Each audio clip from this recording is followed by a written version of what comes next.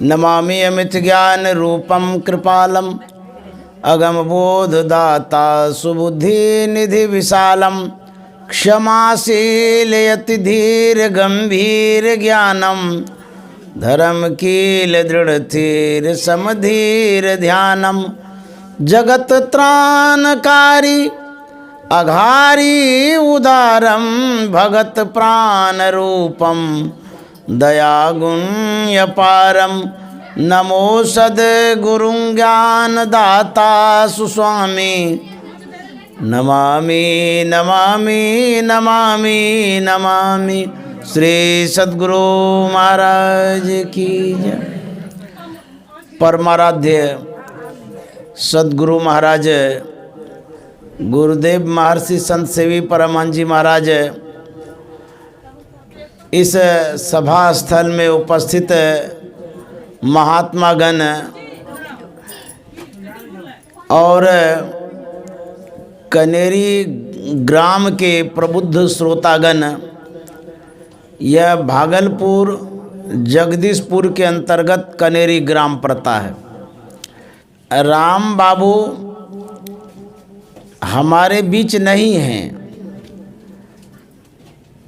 वे स्वर्ग सिधार गए।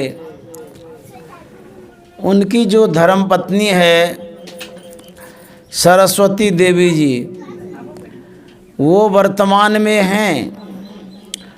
उनकी श्रद्धा के कारण यह सत्संग हो रहा है और उनके सहयोगी दो सुपुत्री हैं, एक रेणु देवी जी, दूसरी लक्ष्मी देवी जी। ये दोनों पुत्री हैं।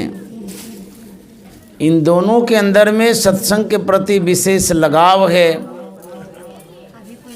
इसीलिए यह सत्संग हो रहा है।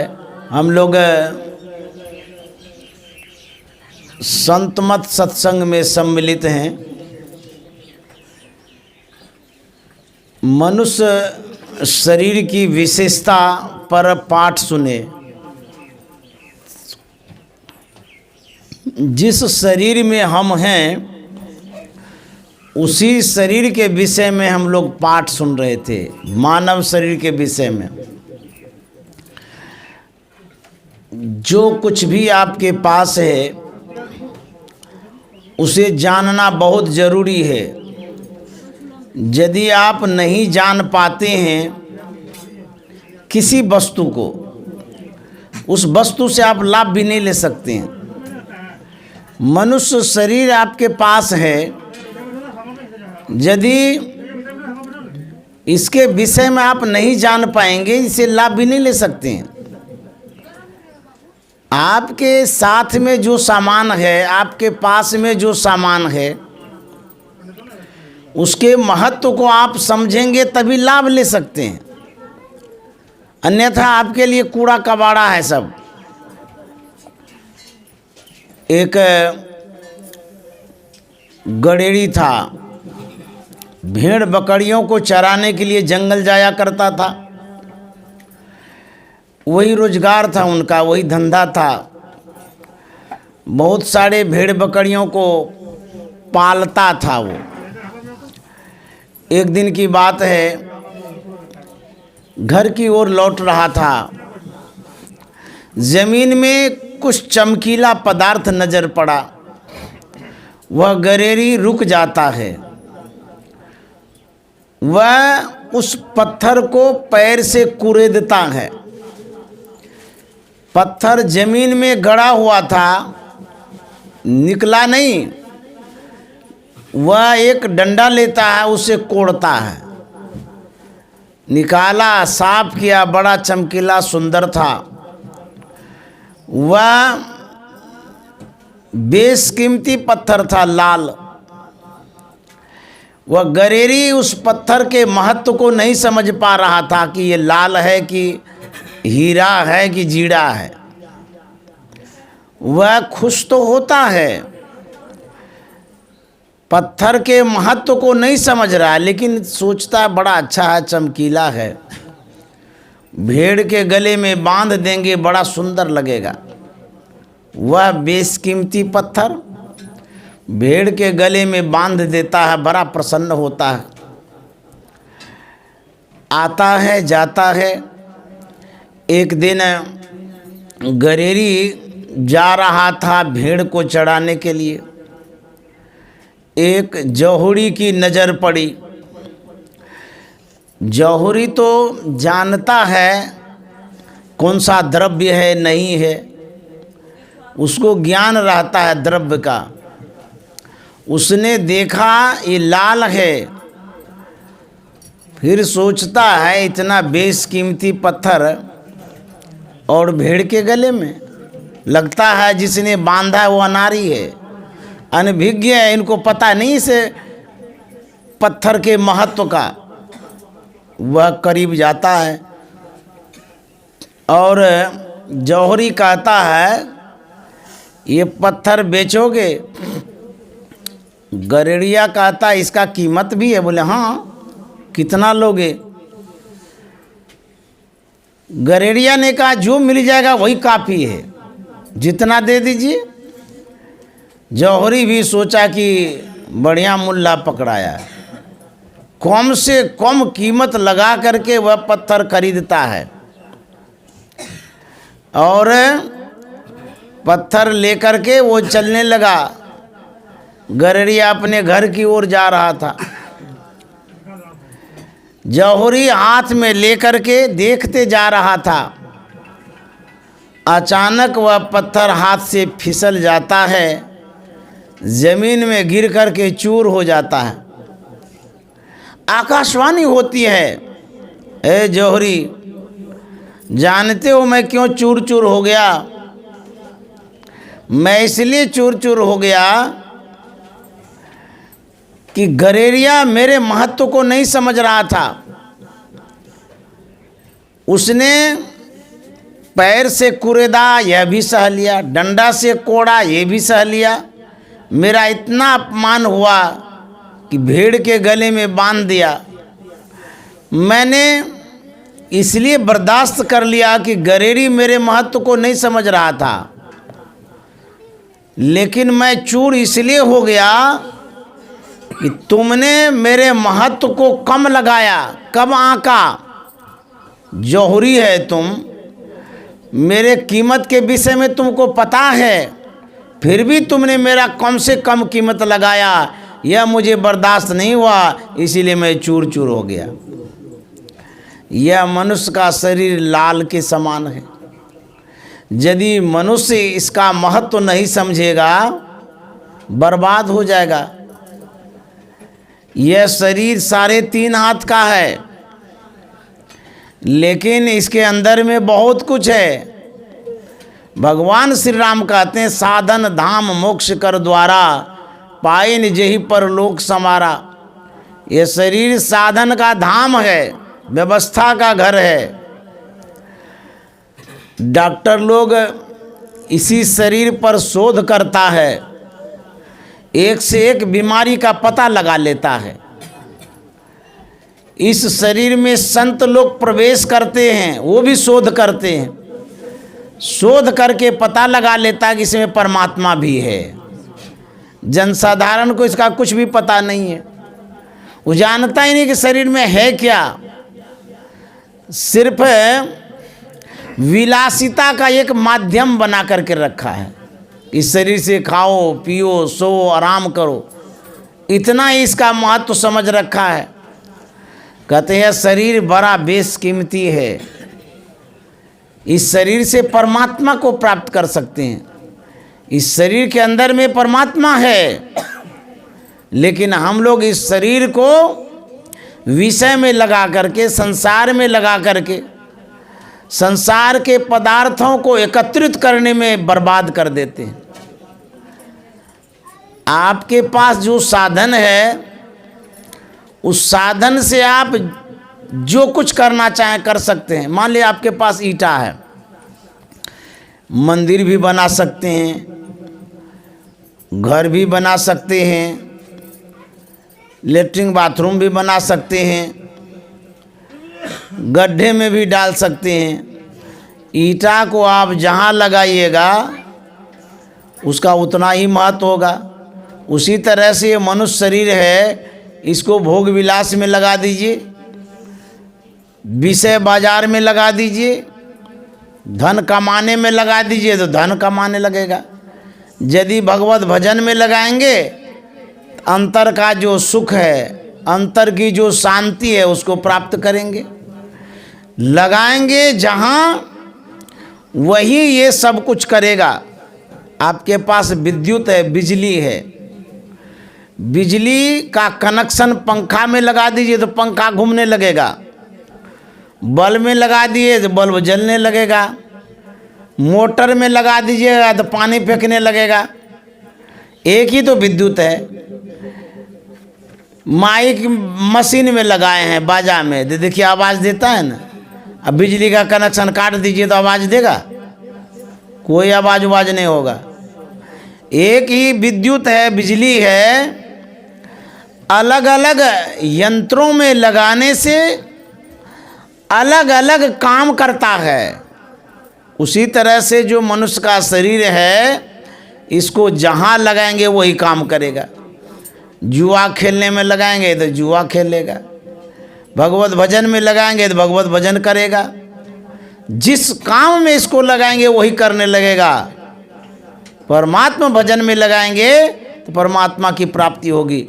यह शरीर बड़ा अद्भुत है, अनमोल है।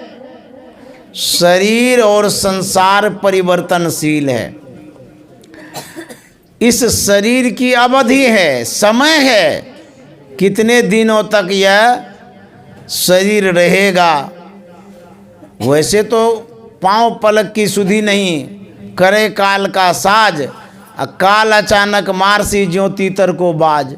इस जीवन का कोई ठिकाना नहीं है, कब मर जाएंगे कोई पता नहीं है। लेकिन फिर भी हम लोग अनुमान करते हैं, अंदाज करते हैं कि 100 साल जिएंगे। अब तो उसमें भी संशय है, 70, 75, 80 होते होते यहाँ से चला जाता है। यह शरीर क्षणभंगुर है, कुछ दिनों के लिए है। समय भी क्षणभंगुर है। ये जो समय है ये भी नश्वर है, शरीर भी नश्वर है। इसलिए गुरु महाराज ने क्या कहा, क्षण क्षण पल पल समय सिरावे, क्षण क्षण पल पल समय सिरावे, नर्तन दुर्लभ फिर नहीं पावे, क्षण क्षण पल पल समय सिरावे, नर्तन दुर्लभ फिर नहीं पावे। गुरु महाराज कहते हैं यह समय समाप्त होते जा रहा है, शरीर भी समाप्त होते जा रहा है। बालापन में थे, युवापन में आए, वह भी युवापन चला गया, वृद्धापन में आ गए हैं, यह भी एक दिन समाप्त हो जाएगा। तब राम नाम सत्य हो जाएगा, यहाँ से जाना होगा। जब जाएंगे तो कहाँ जाएंगे, पता लगाए हैं? मरने के बाद कहाँ जाएंगे?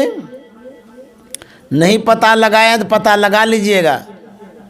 आप दिल्ली, बम्बई, मद्रास, देश विदेश जाते हैं तो एड्रेस ले लेते हैं, एड्रेस लेते हैं, टिकट का प्रबंध करते हैं, कुछ पैसा कौड़ी भी पास ले लेते हैं। और यदि बिना एड्रेस का जाएंगे, बिना प्रबंध किए जाएंगे तो भटक जाएंगे, कहीं ना कहीं अटक जाएंगे, लटक जाएंगे। हम इस संसार से जरूर जाएंगे एक दिन, लेकिन कहाँ जाएंगे इसका भी पता नहीं लगा। बेखबर बैठे हुए हैं, सोए हुए हैं, पड़े हुए हैं। कहते हैं पता लगा लीजिए कहाँ जाएंगे। आए हैं सो जाएंगे, राजा रंक फकीर एक सिंहासन चढ़ी चले एक बंधे जात जंजीर। जो भी आए हैं सबको जाना पड़ेगा। जो गरीब है, अभाव ग्रसित होने के कारण वो इलाज नहीं करा पाता, मर जाता है। जो अमीर है उसके पास साधन बहुत है, पैसा बहुत है, लेकिन वो भी तो नहीं रह पाते हैं, वो भी चले जाते हैं संसार से। जाना ध्रुव निश्चित है, चाहे गरीब हो कि अमीर हो, पढ़े हो कि अनपढ़ हो, चाहे साधारण है कि संत हैं, सबको जाना पड़ेगा संसार से। जो भी आए हैं संसार में एक समय पर सबको जाना पड़ेगा। इसलिए गुरु महाराज ने कहा है, सुकृत कर ले नाम सुमर ले, को जाने कल की जगत में खबर नहीं पल की। शुभ कर्मों को कर लीजिए, इस जीवन का क्या ठिकाना है। राम माझी चले गए संसार से, क्या लेकर के गए? यश अपयश यही दो साथ जाता है, शुभ अशुभ ये दो साथ जाता है, अच्छा बुरा ये दो साथ जाता है। जैसा आप करते हैं वैसा साथ जाता है। वो पुण्यात्मा होंगे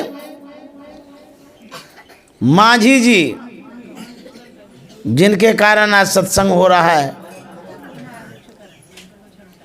उनके परिवार में बड़े संस्कारी सब हुए हैं, तभी तो सत्संग हो रहा है।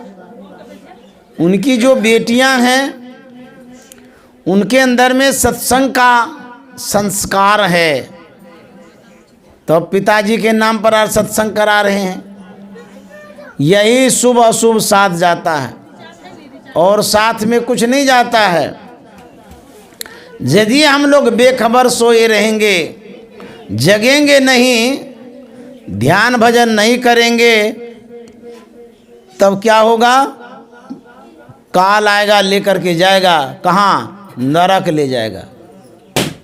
पता तो नहीं है, लेकिन संत महात्मा कहते हैं यदि सत्संग भजन नहीं करेंगे तो नरक जाना पड़ेगा। तुलसीदास जी महाराज कहते हैं, ते नर नरक रूप जीवत जग, भव भंजन पद विमुख अभागी। नहीं सत्संग भजन नहीं हरि को, श्रवण न राम कथाय अनुरागी।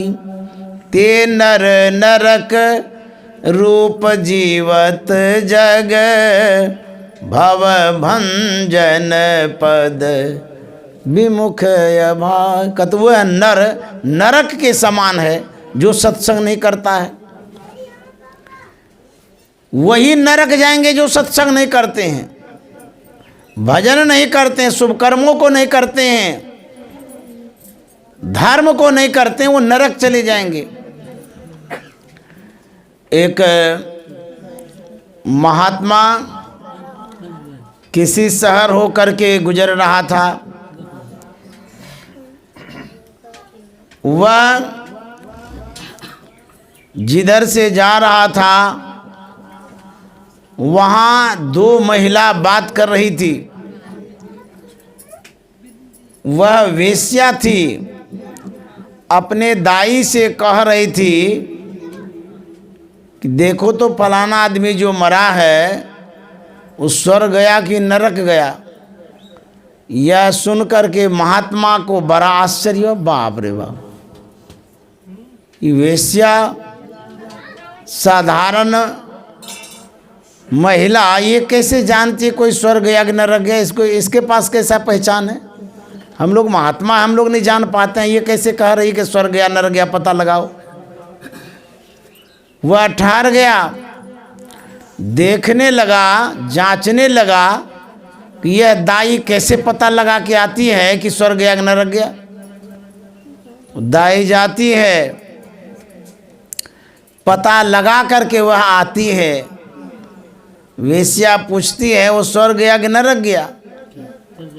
दाई कहती है वह स्वर्ग चला गया। महात्मा को और भी आश्चर्य लगा कि ये कैसे जान गई कि स्वर्ग गया। जाकर के पूछता है कि भाई बताइए कि आपकी दाई कोई महात्मा नहीं है, साधक नहीं है, साधिका नहीं है, इसको कैसे पता चल गया कि कोई स्वर्ग गया कि नरक गया? मुझे तो बड़ा आश्चर्य लग रहा है। वो दाई कहती है, वेश्या कहती है, इसमें आश्चर्य की क्या बात है? अरे जिसके मरने पर लोग रोता है, छटपटाता है, सोचता है कि और रहता तो अच्छा रहता, क्योंकि बड़े पुण्यात्मा थे, धर्मात्मा थे, परोपकारी थे, समाज का कल्याण कर रहे थे। ऐसे जब व्यक्ति मरते हैं तो वो स्वर्ग चले जाते हैं। जिनके मरने पर लोग कहीं भले मर गया, आतताई था, अनर्थ करता था, अन्याय करता था, गला घोंटता था, दूसरे का खून खराबा करता था, ऐसा व्यक्ति जब मरता हो तो नरक चला जाता है। यही पहचान है। यदि हम अच्छे कर्मों को करते हैं स्वर्ग जाते हैं, मोक्ष को प्राप्त करते हैं। बुरा कर्म जब करते हैं तो नरक जाते हैं। इसीलिए कहते हैं कि शुभ कर्मों को शीघ्र कर लो। शुभस्य शीघ्रम। लोग टालते रहता है बात को, आज नहीं कल करेंगे, परसों करेंगे। सांस निकल गया तो यदि मर गए तब क्या साथ में जाएगा? कुछ भी साथ नहीं जाएगा। इसीलिए शुभ काम को शीघ्र कर लेना चाहिए।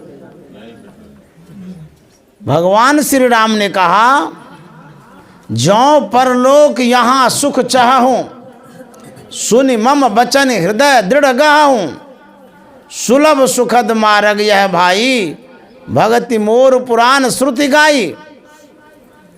सुनिए ध्यान से। भगवान श्री राम कहते हैं, यदि इस लोक में परलोक में सुख चाहते हो तो मेरे वचनों को सुनो। अभी आप लोग सुख के लिए तो बैठे हैं, सत्संग करेंगे सुख मिलेगा, शांति मिलेगी, संकट कटेगा, इसीलिए ना बैठे हैं। अब भगवान राम कहते हैं, यदि सुख चाहते हो तो मेरे बातों को सुनो।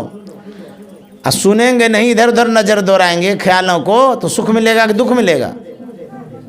ध्यान से सुना करिए। भगवान राम कहते हैं, इस लोक में परलोक में यदि सुख चाहते हो तो मेरे वचनों को सुनो। क्या कह रहे हैं भगवान श्री राम? भगति मोर पुराण श्रुति गाई। मेरी जो भक्ति है वेद और पुराण में है, उसके अनुरूप यदि सत्संग करेंगे, भजन करेंगे, भक्ति करेंगे, तब आपको लोक परलोक दोनों में सुख मिलेगा। जो मार्ग श्रुति साधु दिखावे, ते ही मग चलत सबय सुख पावे।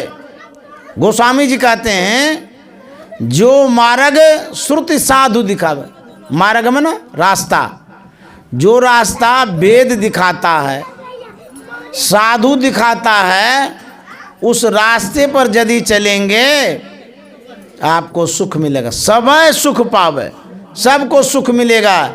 यदि वेद और संत के बात को नहीं मानेंगे तो सबको दुख मिलेगा। इसलिए बात माननी चाहिए। तो भगवान श्री राम कहते हैं, मेरी जो भक्ति है उसको करो। उनकी भक्ति क्या है? भगवान श्री राम कहते हैं, प्रथम भगति संतन कर संगा, दूसरी रति मम कथा प्रसंगा। भगवान श्री राम कहते हैं, यदि मेरी भक्ति करना चाहते हो, भक्ति में ना सेवा करना चाहते हो, तो सबसे पहले संत के शरण में जाओ।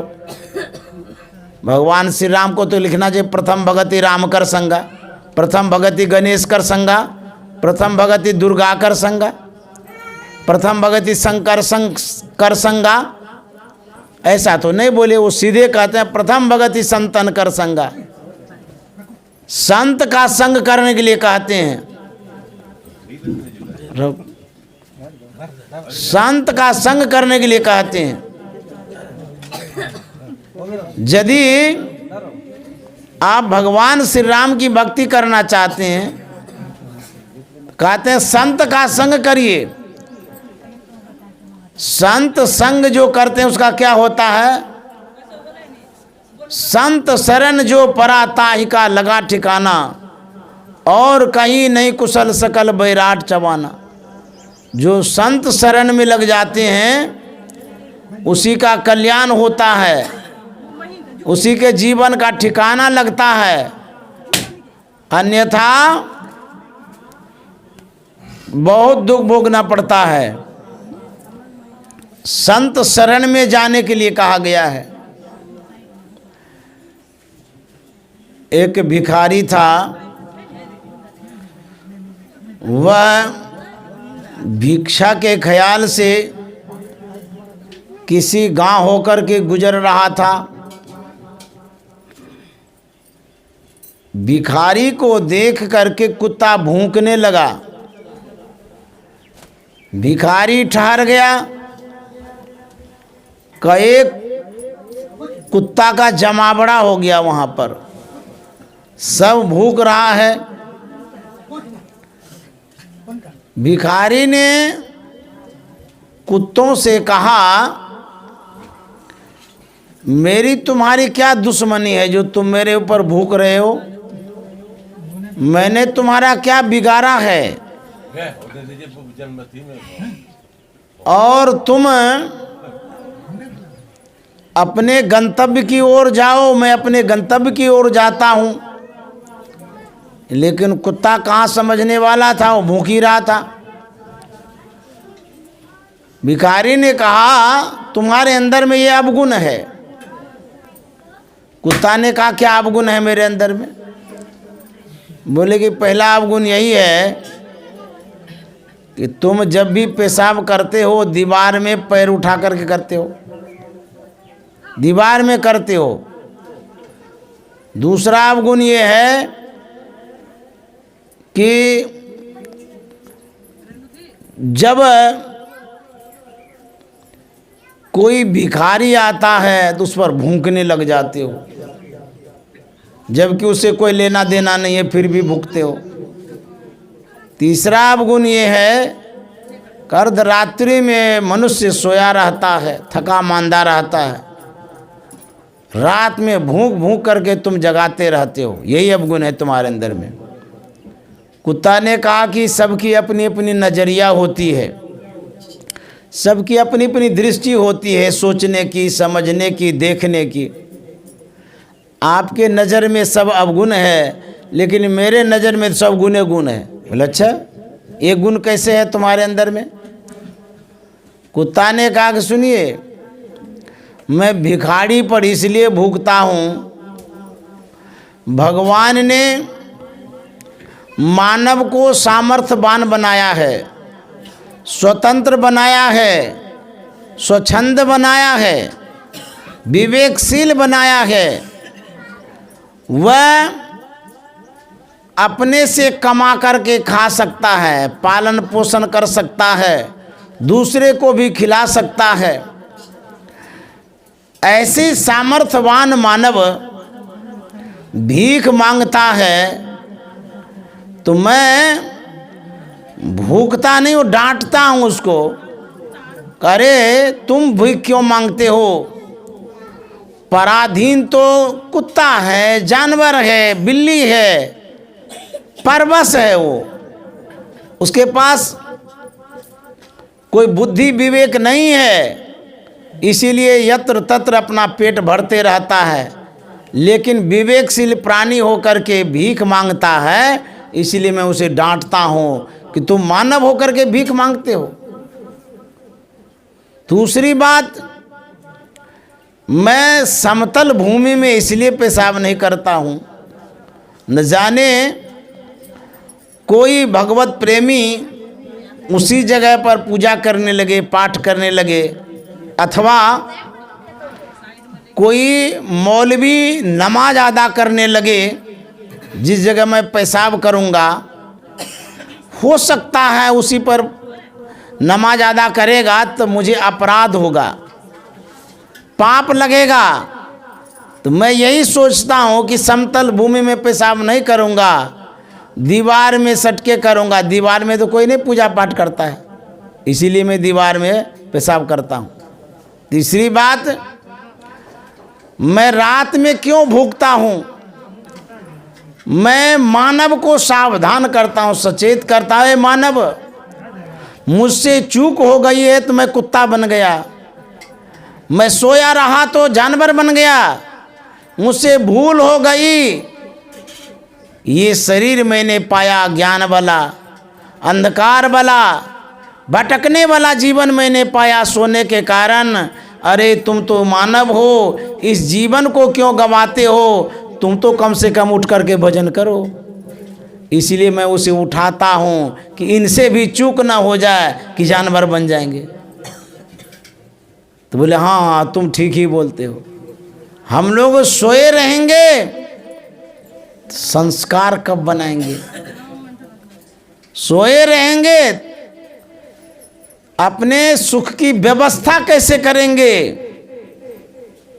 गुरु महाराज ने कहा है, क्या सोबत गफलत के मारे, जाग जाग मन मेरे, अंतकाल संगी न कोई, संग न चल को तेरे।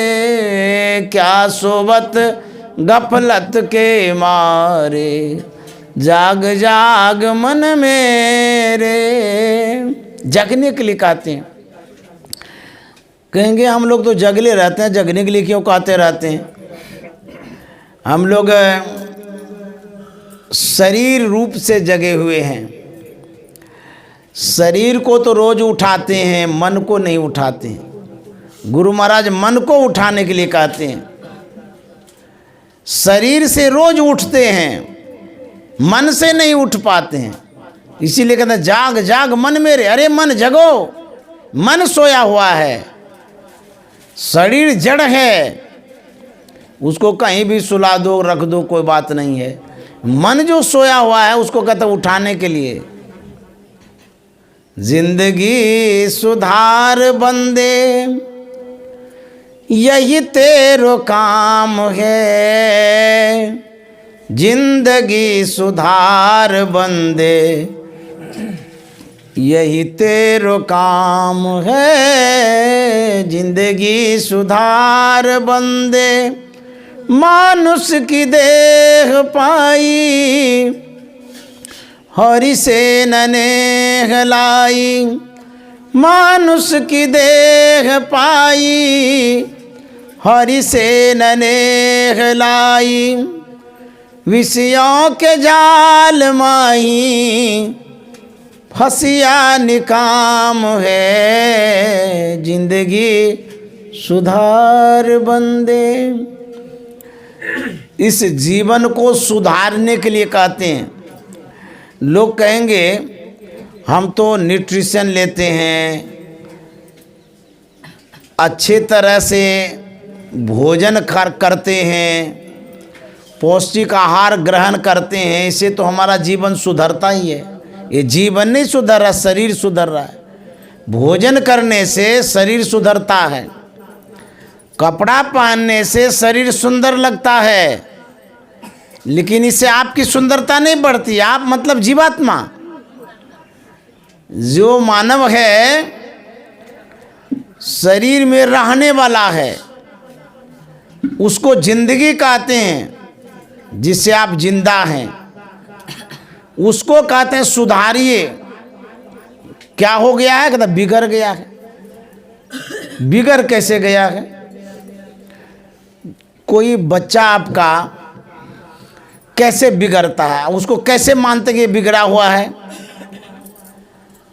गांव में समाज में देखते हैं, बिगड़ा हुआ उसी को मानते हैं जो लड़ाई करता है, मारपीट करता है, गाली गलौज करता है, खून खराबा करता है, जुआ खेलता है, चोरी करता है, बेईमानी करता है, अनैतिक कर्मों को करता है, उसको कहता है बिगड़ा हुआ है। यही न पहचान है। जो सत्संग करता है, ध्यान करता है, भजन करता है, पूजा पाठ करता है, उसको कहता है सुधरा हुआ है। अब हम अपने आप को विचारिए कि किस श्रेणी में हैं, बिगड़े हुए हैं कि सुधरे हुए हैं। संत महात्मा कहते हैं जो बहिर्मुखी है वो बिगड़ा हुआ है, और जो अंतर्मुखी है वही सुधरा हुआ है। अब हम अंतर्मुखी हैं कि बहिर्मुखी हैं, देख लीजिए, सब अपने अपने को जांचिए। आप बाहर बाहर जाते हैं कि भीतर भीतर जाते हैं? यदि बाहर बाहर जाते हैं तो बिगड़े हुए ही हैं, भीतर भीतर जाते हैं तब सुधरेंगे। सुधरने का जो मार्ग है भीतर से है। जितने बहिर्मुखी हैं सब बिगड़े हुए हैं, जिधर जाने का उधर जाते ही नहीं है। इसीलिए कहते हैं सुधारने के लिए। एक जगह भूकंप आया। भूकंप में जब धरती कपती है, हिलती है, घर द्वार छोड़ करके लोग भागते हैं, क्योंकि घर गिर जाएगा तो मरिए जाएंगे, तो घर द्वार छोड़ के भागता है। जो लोग थे सब छोड़ छाड़ करके भाग गए, फील्ड में चले गए, मैदान में।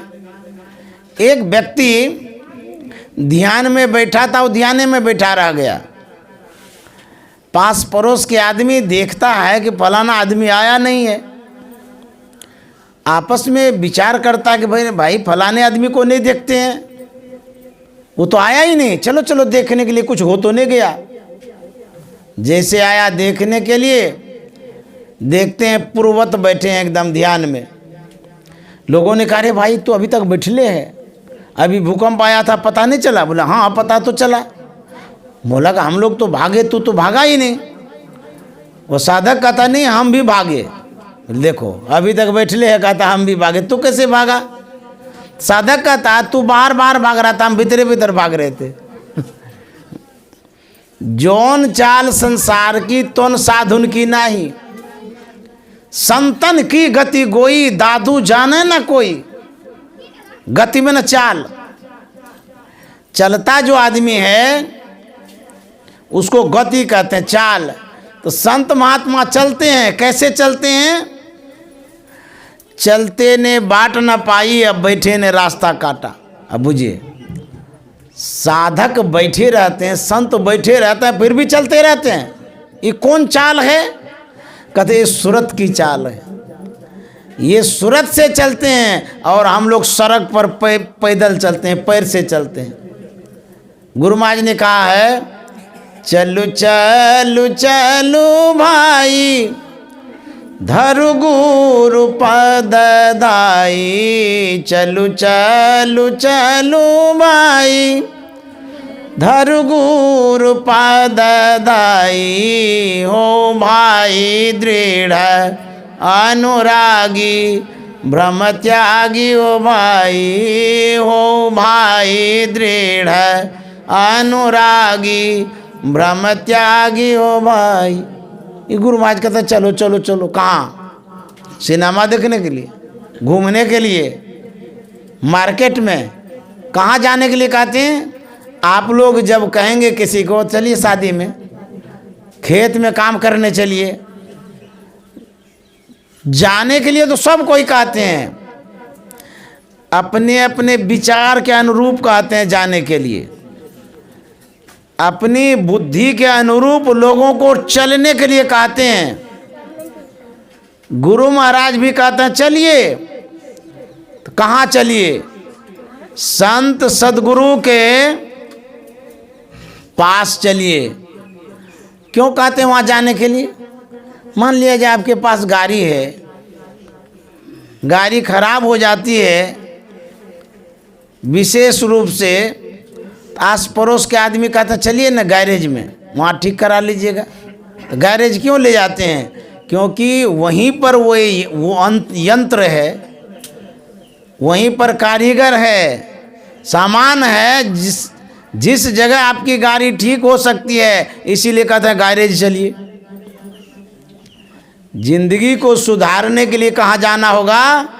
कहते संत सदगुरु रूप गैरेज में, वहीं जाकर के सुधर सकता है, अन्यथा खेत में जाने से नहीं सुधरेगा। डॉक्टर के पास जाने से शरीर सुधरेगा, जिंदगी नहीं सुधर सकता, क्योंकि डॉक्टर को ज्ञान नहीं है जिंदगी सुधारने का।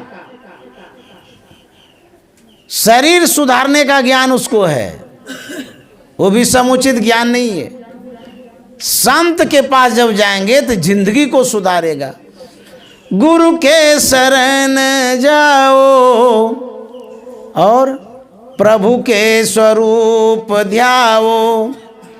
गुरु की शरण जाओ, प्रभु के स्वरूप ध्याओ। ब्रह्मानंद मोक्ष पाओ, सब सुख धाम है। जिंदगी सुधार बंदे, यही तेरो काम है।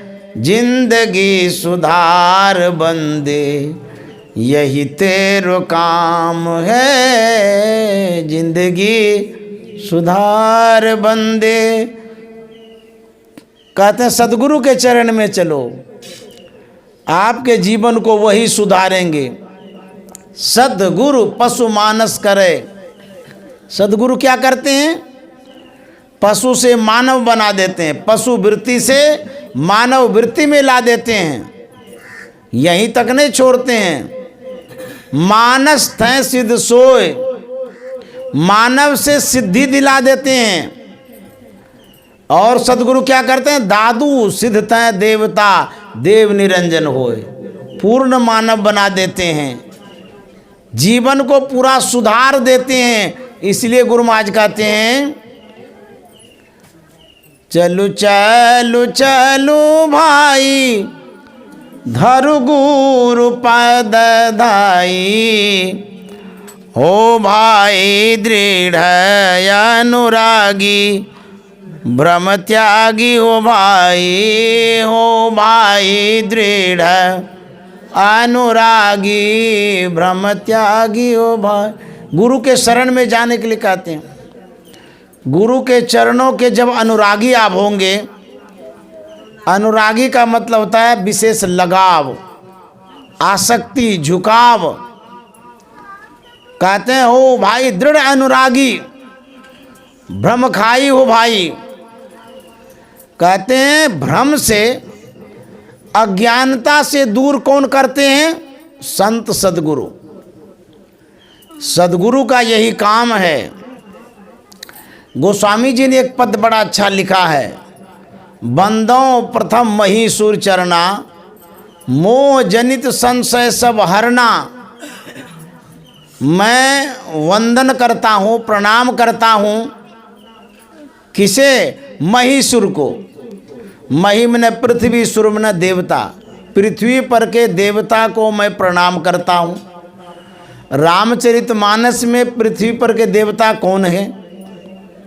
रामचरितमानस के अनुसार पृथ्वी पर के देवता ब्राह्मण हैं।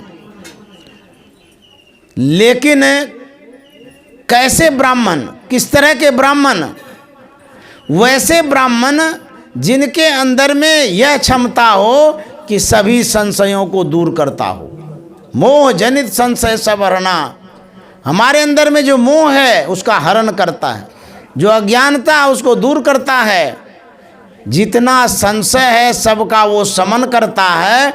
ऐसे जो ब्राह्मण हैं, ऐसे ब्राह्मण को मैं प्रणाम करता हूँ। ऐसे ब्राह्मण ही सदगुरु होते हैं। सदगुरु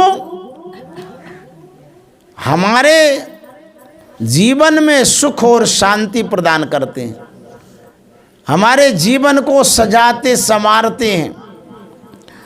आप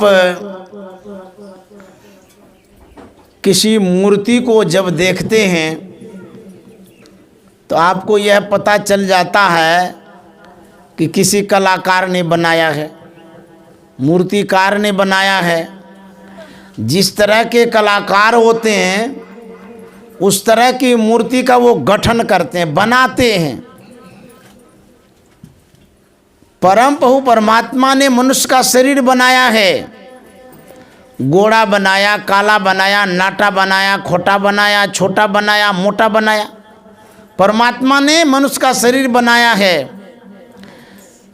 इस शरीर में जो जीव रहता है उसको परमात्मा ने नहीं बनाया, कर्म के अनुसार छोड़ दिया। जैसा बनना हो बनते रहो। तो शरीर परमात्मा की कृपा से बना, लेकिन जो जीव है वो कर्म पर डिपेंड करता है, निर्भर करता है। तो कर्म को कौन बनाते हैं? कर्म में सुधार कौन लाते हैं? वो सद्गुरु लाते हैं। आप जो कर्म करते हैं, जैसा भी करते हैं, उसमें बदलाव संत सद्गुरु जब लाते हैं तो आपके जीवन में सुधार हो जाता है। गाड़ी को आप अपने ढंग से बनाना चाहते हैं, सही से बनेगा नहीं भी बनेगा, लेकिन कलाकार जब बनाएगा, मिस्त्री जब बनाएगा तो समुचित ढंग से बनाएगा, अच्छे ढंग से बनाएगा। उसी तरह से हम अपने कर्म को सुधारना चाहते हैं तो संत सद्गुरु के मार्ग के अनुसार चले, अनुसार रास्ते का अनुरूप जब चलेंगे तब हमारे जीवन में परिवर्तन होगा। जो मार्ग श्रुति साधु दिखावे ते ही मग चलत सब सुख पावे। जो वेद और साधु रास्ता बतलाते हैं, उस रास्ते पर जब चलेंगे तब सुख पावे, तब आपके जीवन में परिवर्तन होगा, बदलाव आएगा। हम अपने अनुरूप यदि करते रहेंगे तो हम क्या करते हैं, हमारे पास जो विवेक है उसके अनुसार क्या करते हैं। हम सवेरे उठते हैं, दैनिक क्रिया को प्रारंभ कर देते हैं, खाते हैं, पीते हैं, घूमते हैं, पढ़ते हैं, लिखते हैं, कमाते हैं, विवाह करते हैं, बाल बच्चा पैदा करते हैं, यही करते हैं। ये हमारी सोच है, हमारा विचार है, इसी के अनुरूप ढलते रहते हैं और एक दिन इस संसार से चले जाते हैं। इस तरह से जो हम अपने विचारों के अनुरूप ढलते हैं, चलते हैं, इससे होता क्या है? संत महात्मा कहते हैं दुर्गति हो जाती है जीव की। यदि अपने अनुरूप चलते रहते हैं तो कोई बच्चा है, अपने जिद्द के अनुरूप चलते रहे, जंगल जंगल जा रहा है, बाघ खा जाएगा, हिंसक प्राणी खा जाएगा, या भटक जाएगा, कहीं लटक जाएगा, अटक जाएगा। उसको अभिभावक समझाते हैं, सिखाते हैं कि उधर मत जाओ, उधर जाने से तुम भटक जाओगे, दुख भोगोगे। तो यदि हम अपने पिता का, माता का, परिवार का, समाज का बात रखते हैं, साधु संत का, वेद पुराण का बात रखते हैं, उस पर चलते हैं, तो हमारे जीवन में सुख आता है। तेरी मग चलत सब सुख पावे। संत महात्मा जो कहते हैं उसके अनुरूप यदि चलिएगा तो सुख मिलेगा। हम लोग सिर्फ शरीर सुख में लगे रहते हैं और शरीर सुख को भोगते भोगते मर जाते हैं। संत महात्मा कहते हैं इतना ही सुख है, ये तो क्षणिक सुख है, विषय सुख है, क्षणभंगुर सुख है। कहते हैं अंतर की ओर चलो, अंतर की ओर जाओगे विशेष सुख मिलेगा। जो संत सद्गुरु बतलाते हैं, अंतर में चलेंगे, सद्गुरु के अनुसार चलेंगे तो विशेष सुख मिलेगा। अपने अनुसार चलेंगे तो दुख भोगना पड़ेगा। विचारों में परिवर्तन लाना बहुत जरूरी है। एक कुंभकार था, थोड़ी सी मिट्टी लेके कुछ बना रहा था, वो आकार प्रकार देने ही वाला था। उनकी धर्म पत्नी आ गई, उसने जब देखा तो पूछ बैठी कि अरे कुंभकार तुम क्या बनाने जा रहे हो? बोले कि मैं चीलम बनाने जा रहा हूँ। बोले क्यों? बोले कि बेचेंगे, कुछ पैसा होगा। बहुत लोग गांजा पीते रहते हैं। तो उनकी पत्नी ने कहा मेरी मानो, चीलम बनाना छोड़ दो। बोले तब? बोले सुराही बनाओ, बड़ा कारोबार करो, कुछ पैसा होगा, अच्छा से काम धंधा भी चलेगा, गर्मी का मौसम है, लोग बहुत खरीदेंगे। कुंभकार अपने विचारों को बदल देता है। देखिए विचार बदलने से क्या होता है वही मैं बता रहा हूँ। आपका जो विचार है उसमें क्या हो रहा है सो तो देख ही रहे हैं। संत के विचार में जब ढलते हैं तो क्या होगा वही बता रहे हैं। वह कुंभकार पत्नी के बात को मान लेता है, अपने विचार को बदल देता है, अतिरिक्त मिट्टी चढ़ा देता है चाक पर। वह घुमाता है चाक को, आकार प्रकार देने ही वाला था, उस मिट्टी से आवाज़ आती है कि अरे कुंभकार, पहले क्या बनाने जा रहा था, अब क्या बनाने जा रहा है। पहले तो थोड़ी सी मिट्टी रखा था, अब तो ढेर मिट्टी रख दिया है। मिट्टी ने पूछा तो कुंभकार क्या कहता है, पहले मैं चिलम बनाने जा रहा था, अब मैं सुराही बनाने जा रहा हूँ। तो मिट्टी पूछती है तुमने ऐसा क्यों किया, जब चिलम बनाने जा रहा था तो बना लेता, सुराही क्यों बनाने जा रहा है। कुंभकार कहता है मैं अपने मन से चिलम बनाने जा रहा था, मेरी पत्नी ने सलाह दिया, विचार दिया कि चिलम बनाना छोड़ दो, सुराही बनाओ। उनकी बात जच गई, पसंद आ गया, तो मैंने अपना विचार बदल दिया, इसीलिए मैं सुराही बनाने जा रहा हूँ। मिट्टी कहती है कि अरे कुंभकार, तुमने तो अपना विचार ही बदला, मेरा तो जीवन ही बदल गया। कुंभकार कहता सो कैसे। मिट्टी कहती है यदि मैं चिलम बन जाती, मैं स्वयं जलती। भांग जो गाया पीता है ना, जलाता है ना उसमें आग। चिलम का मिट्टी कहती है चिलम बन जाती, मैं स्वयं जलती और दूसरे को कलेजे को जलाती। अब मैं सुराही बनने जा रही हूँ, सुराही बनूंगी, मेरे अंदर में शीतल जल रहेगा, मैं स्वयं शीतल रहूंगी, जो जलपान करेंगे उनके कंठ को भी शीतल करूंगी। इसलिए मेरा तो जीवन ही बदल गया। अपने जीवन को यदि बदलना चाहते हैं तो संत के शरण में जाइए, यदि अपने शरीर को बदलना चाहते हैं तो डॉक्टर के पास जाइए या खूब बढ़िया से भोजन करिए। तन सुख मन सुख इंद्रिय सुख सब दुख, तन सुख मन सुख इंद्रिय सुख सब दुख, तज दे विषय दुखदाई, ब्रह्म खाई उबाई, तज दे विषय दुखदाई, ब्रह्म खाई उबाई।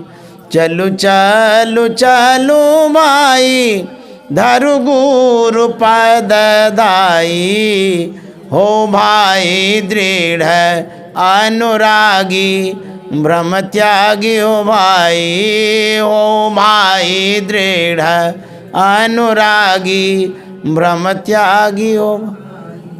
गुरु महाराज कहते हैं तन सुख मन सुख इंद्रिय सुख सब दुख। तीन तरह का सुख जो है कहते हैं तीनों दुखदाई है। कौन कौन सुख है। शरीर का सुख, एसी में रहते हैं शरीर का सुख मिलता है, कितना ठंडा लग रहा है। रसगुल्ला टिकरी गुल जामुन खाते हैं कहते बाप रे, मन तो प्रसन्न हो गया खा करके।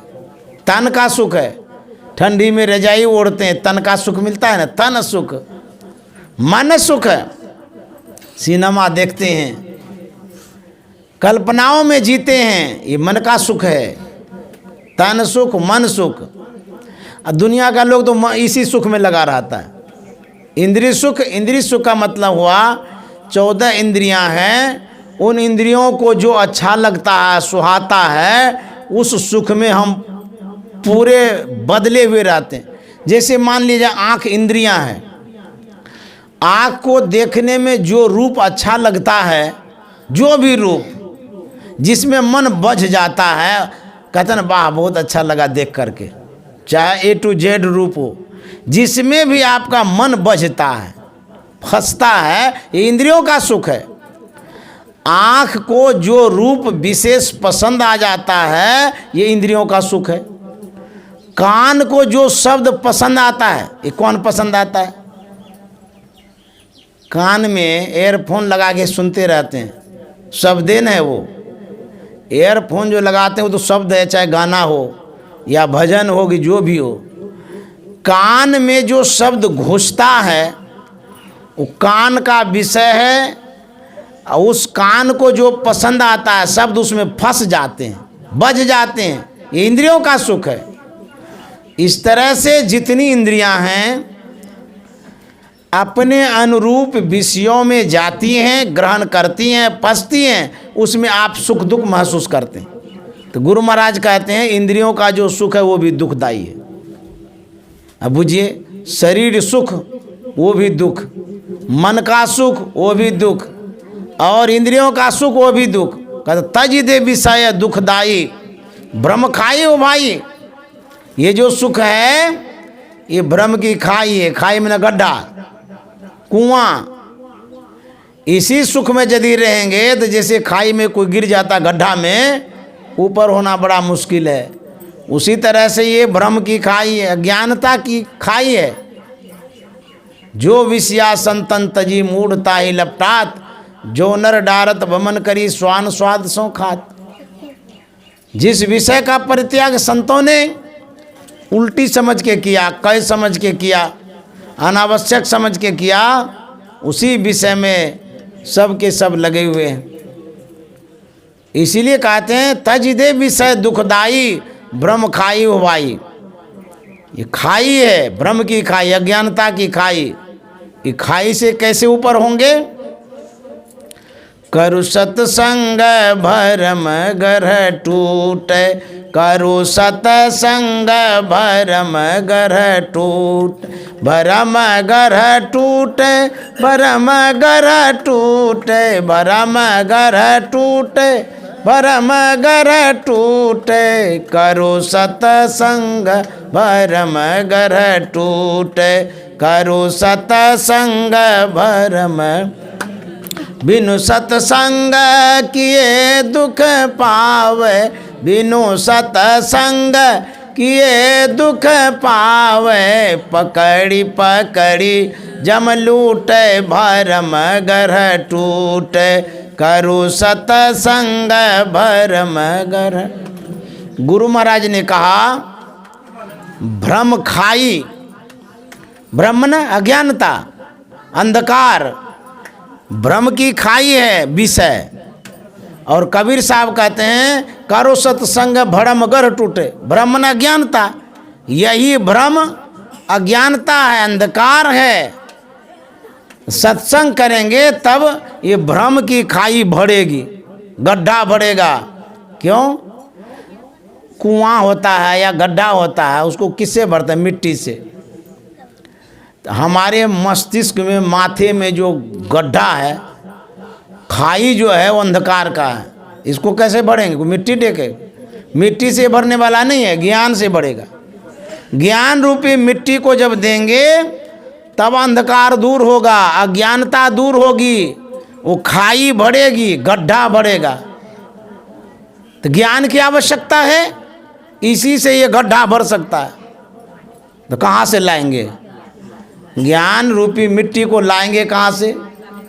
तो तुलसीदास जी महाराज बतला दिए, बिनु सत्संग विवेक न होई, राम कृपा बिनु सुलभ न। जब तक सत्संग नहीं करेंगे तो विवेक नहीं होगा, जब तक विवेक नहीं होगा तो मिट्टी नहीं, तो गड्ढा कहाँ से बढ़ेंगे?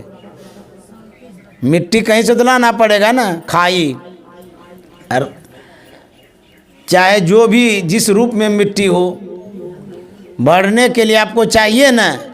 तो हमारे अंदर में जो अज्ञानता की खाई हो गई है, उसको यदि भरना चाहते हैं तो सत्संग रूपी मिट्टी जो है ना डालना पड़ेगा।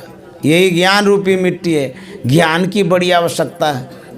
जब तक ज्ञान नहीं प्राप्त करेंगे तो अंधकार में रहेंगे, भटकते रहेंगे।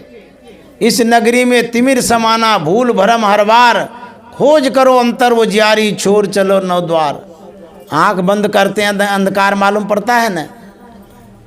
ये क्या है? यही है देख माया का रूप तिमिर आगे फिरे। माया इसी को साक्षात माया, अंधकार जो है। वैसे तो सब माया ही माया है। गो गोचर जाए लगी मन जाई, सो सब माया जानो बाई। कहते ये अंधकार जो है साक्षात माया स्वरूप है। देख माया का रूप तिमिर आगे फिरे, ये माया है। एक कटिहार के सज्जन कुप्पा घाट आए थे, उन दिनों जब परमाराध्य थे कुप्पा घाट में, और तब यह पुल नहीं बना था बरारी वाला। नाव से पार होकर के कुप्पा घाट पहुँचे, यथास्थान पर स्नान किया, स्वच्छ वस्त्रों को धारण किया, बड़े शौक से प्रसन्न मन से वह गुरु निवास में पहुंचता है और परमाराध्य को प्रणाम करके ध्यान करने बैठ जाता है।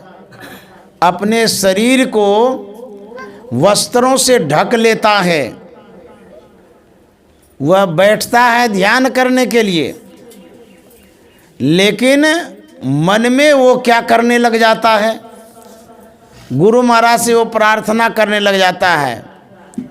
क्या?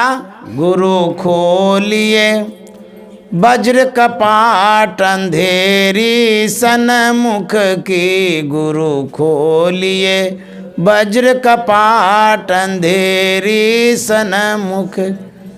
वो ध्यान करने के लिए जरूर बैठा था, लेकिन मने मन ही गा रहा था। आवाज़ आप भले नहीं दीजिए, लेकिन मन की जाने सब है गुरु। गुरु को पता चल जाता है कि आप मन से क्या कर रहे हैं, क्या गा रहे हैं। मन के साउंड को, आवाज़ को सद्गुरु परख लेते हैं। देखिए कितनी शक्ति है उनके पास। अब मन में जो ध्वनि हो रही है, आवाज़ हो रही है, उसको गुरु परख लेते हैं। हम लोग चुपचाप हैं, पता नहीं चलता है आवाज़ का। लेकिन जब डॉक्टर के पास आप जाते हैं, वो आला लगाता है छाती में, बोलता है जोर से सांस लीजिए, वो आवाज़ को वो मशीन पकड़ लेता है। डॉक्टर सुनाई देता है आवाज़, हम नहीं सुन पाते हैं। वो स्थूल आवाज़ है, स्थूल शरीर की आवाज़ है। डॉक्टर के पास जो यंत्र है, कुछ आवाज़ों को वो सुन पाता है, मन की आवाज़ को वो यंत्र नहीं पकड़ पाता। भौतिक वैज्ञानिकों में ऐसी क्षमता नहीं है कि अंतर में जो आवाज़ हो रही है उस आवाज़ को वो यंत्र से पकड़े, नहीं पकड़ सकता है। मन में जो आवाज़ हो रहा है उस आवाज़ को कोई यंत्र पकड़े, ऐसा यंत्र ना बना है ना बनेगा। लेकिन संत सद्गुरु पकड़ लेते हैं, उनके पास ऐसा मशीन है, ऐसी मशीन है, आपके मन की आवाज़ को पकड़, मन की गति को वो भांप लेते हैं, जान लेते हैं। मन की जाने सवे गुरु, कहाँ छिपावे अंधे। वो जो गा रहा था मने मन, सद्गुरु महाराज तो थे ही निवास में। सोचते हैं कि ध्यान करने बैठा, एक आता गुरु खोलिए वज्र का पाट अंधेरी सन्मुख। वज्र का पाट का मतलब होता है, वज्र में होता है पत्थर। गाली गलौज में नहीं कहते हैं तोरा पर वज्र गिर जाए, गाली में देते हैं ना, वज्र, वज्र में पत्थर होता है, पहाड़। और जानते हैं यदि वो वज्र गिर जाए आपके पास से तो आपका उद्धार हो जाएगा। कैसे? तो वज्र है अंधकार, वो अंधकार यदि निकल जाएगा तो सुधारे न हो जाएगा, उद्धारे न हो जाएगा, निकलता नहीं है। तो अंधकार जो है यही वज्र कपाट है। कपाट में ना किवाड़। पहले के लोग झुंझुर चढ़ा देते थे घर में, इतनी मजबूती से चढ़ाते थे कि बच्चा उतार नहीं सकता था। किवाड़ को उठा के चढ़ाते थे, मजबूत किवाड़ होती थी। तो गुरु महाराज कहते हैं अंधकार जो है ये मजबूत किवाड़ है, कपाट किवाड़, पत्थर जैसा मजबूत, उतना मोटा, बहुत मुश्किल है इसको तोड़ना। यदि शैल समं पापं विस्तृणम बहु योजनम भिद्यते ध्यान योगेन नान्यो भेदे कदाचन। ये कितना मोटा है, बाप रे। कहते यदि शैल समं पाप, पहाड़ के समान ये है अंधकार। कितना लंबा चौड़ा मोटा है, कहते कई योजनम, गिनती ने की 1 2 3 4 5 कुछ नहीं कहे, कई योजनम, कई योजन तक ये पहाड़ है, अंधकार का पहाड़। अब बुझिए कैसे तोड़िएगा, माथा फोड़िएगा, बहुत मुश्किल है इसको तोड़ना। लेकिन भिद्यते ध्यान योगेन नान्यो भेदे कदाचनम, भिद्यते, भेदन होता है, छेदा जाता है, तोड़ा जाता है। कौन हथौड़ी से? ध्यान की हथौड़ी से। ध्यान रूपी हथौड़ी से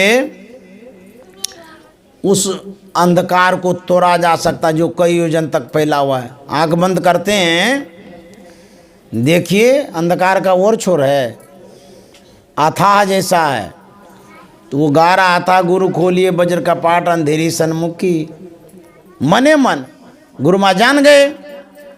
गुरु महाराज उठे और उनके करीब में जाकर के कहते, अरे सब काम में ये दास से कराएगा, तुम्हारे पास चाबी दे दिए, तुम अपना खोलो वज्र का पाट।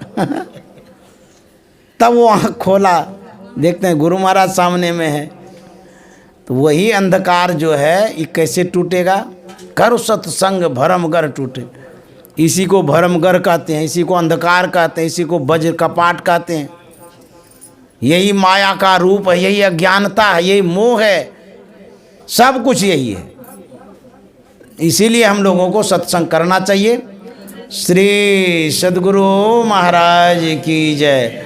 आज हम लोग राम माझी के श्राद्ध उपलक्ष्य में श्रद्धांजलि अर्पित कर रहे हैं, उनको याद कर रहे हैं और